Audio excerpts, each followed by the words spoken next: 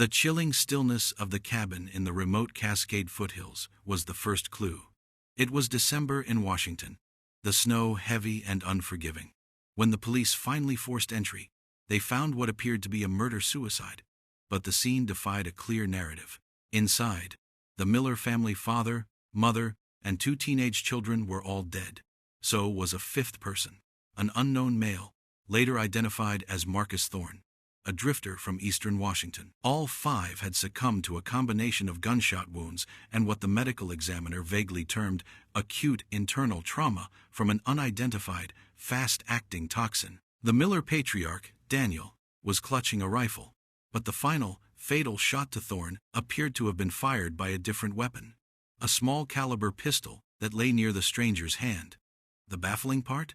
Daniel had multiple bullet wounds, as did his wife and children, suggesting a frantic, multi-weapon struggle before the toxin took hold.